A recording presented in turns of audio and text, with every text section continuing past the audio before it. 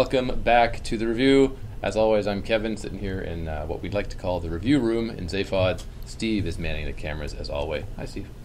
Say hi, Steve. Hey, Steve. Hi, Steve. Oh, come on. They want to, though. Your fans need to hear you. Today we are sitting with Ben and Tom. Tom, from the Orienteers. Welcome, guys. Thanks. Thank you very much. Thank you very much for dropping in on us today in our little impromptu, informal setup. It's our pleasure. I wanted to start, because the Orienteers is certainly not your starting point as a band. I know you were, in some capacity, in a band called That's the Spirit up until a couple of years ago, anyway. Yeah.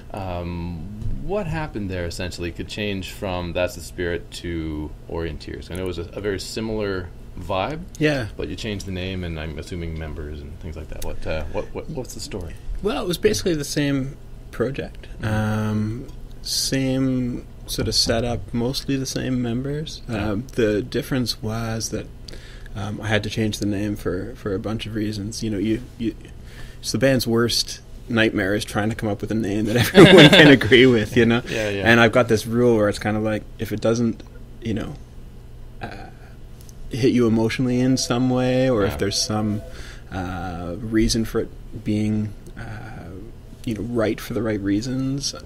That's the first one. And then the second is that, it looks good on paper, or looks nice on a poster or whatever.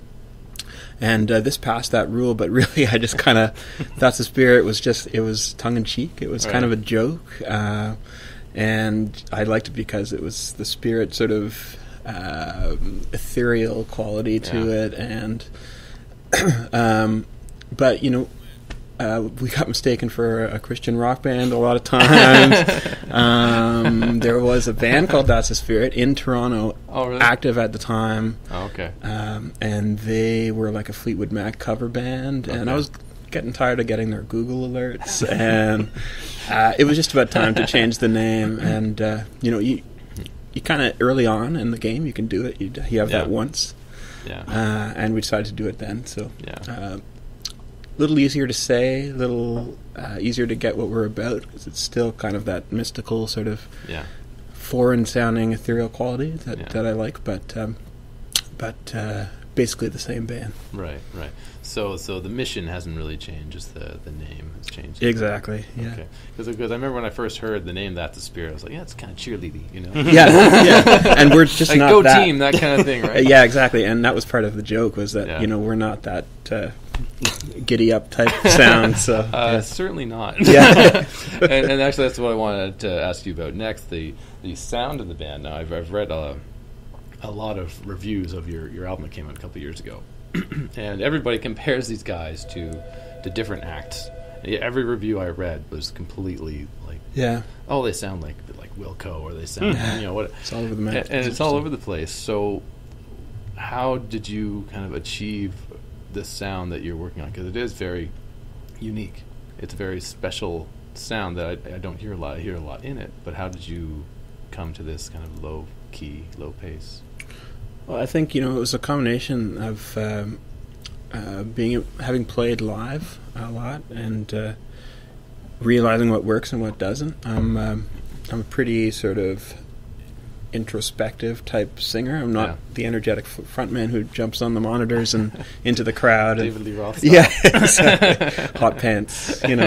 No, I think and what ended up sonically sounding better was the really hushed, sort of whispery, Yola Tango kind of Luna sort of vibe that it just fit, and it always seems right to us when we play. And we always know it. We always just say that worked, So that's sort of what worked would work for us live, and certainly having pedal steel, you can it makes things a little somber. Yeah, let's be frank. It sure can. I mean, at that stage, you can really rip on that pedal steel and do a lot of really neat stuff with it. You really can. And interestingly, I mean, just sort of what Ben was saying, that's not my style of playing. It never has been, and to play in that way, it's kind of counter to my personality, I would say. So this is another part of the reason we've kind of fallen into this sound, I think. people say, "Oh, it's so sad. Are you such a sad person?" I'm like, "No, I'm really not at all."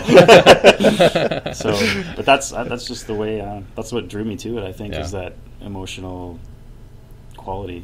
Yeah. And you two, have you known each other a long time? How did your relationship develop? We knew each other through one of my other bands, actually, the Polytones. Okay. And that was back in '99, I guess. Oh, that's a long time ago. That's a ways back, yeah. We think we were playing at Roxanne's at that point. Yeah, but anyway, we've known each other for a long time through different music friends. And 3 band names now. through 3 band names. So, that Island. says something. Yeah, that's right. So, long time. Yeah. Well, how about we jump into one of your songs? Now, Sure. what might you want to play for us first? I think we'd play something called Epic Advice, which is from our That's a Spirit years, but we still play it today. It's sort of a travel log related piece. Excellent. All right, here we go. The Orienteers.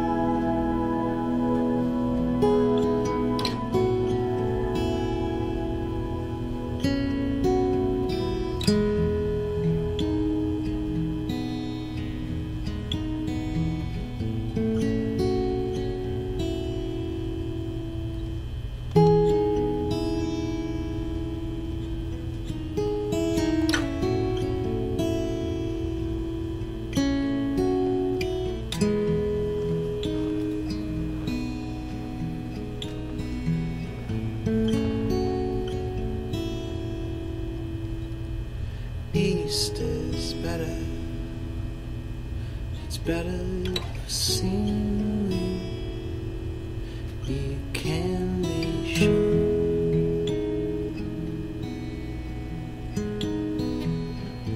Dear listener, the north is wetter. The folks are friendly. I'm sure you'll find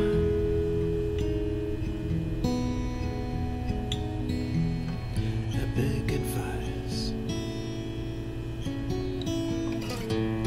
All these thoughts I hold as true.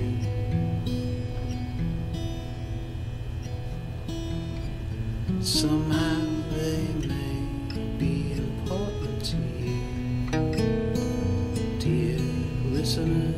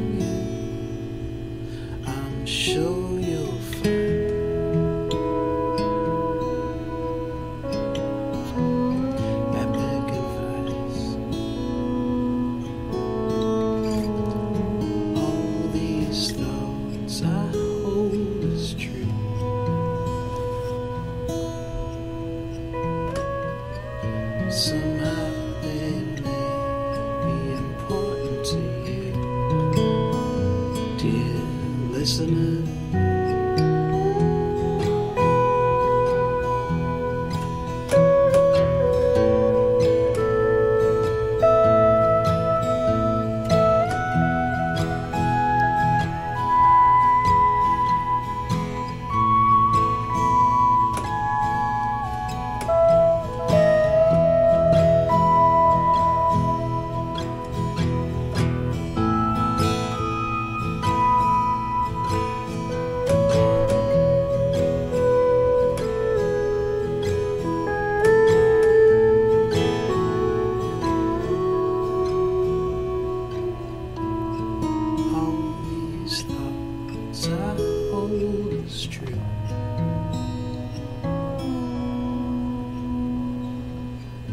Some